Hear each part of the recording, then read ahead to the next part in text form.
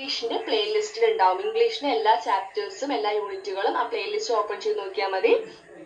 English മാത്രമല്ല, നിങ്ങൾക്ക് നമ്മുടെ 1ാം ക്ലാസ്സിലെ മാത്സും കണക്കും അതേപോലെ തന്നെ മലയാള ക്ലാസ്സിൽ ഹോങ് ഹോങ് ടൂട്ട് ടൂട്ട് എന്താ വായിക്കുക?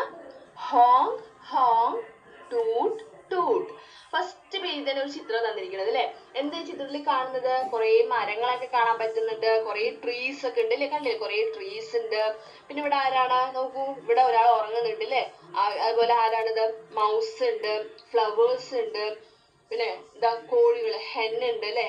ഹെന്നും കോക്ക്, അതായത് നമ്മൾ പിടക്കോഴിനെ ഹെന്ന് പറയും, പൂവൻ കോഴിനെ കോക്ക് എന്ന് പറയും. പിന്നെ 2 വെഹിക്കിൾസ് ഉണ്ട് അല്ലെ. വെഹിക്കിൾ എന്ന് വെച്ചാല് വാഹനങ്ങൾ, വണ്ടികളെ നമ്മൾ ഇംഗ്ലീഷിൽ പറയുന്നത് വെഹിക്കിൾസ് എന്നാണ് പറയാ. വെഹിക്കിൾ. ഓക്കെ, അപ്പൊ ഇവിടെ ഏതൊക്കെ വെഹിക്കിൾ ആണ് നിങ്ങൾക്ക് കാണാൻ കഴിയുന്നത്? ബസ്സും ഉണ്ട്, കാറും ഉണ്ട് അല്ലേ.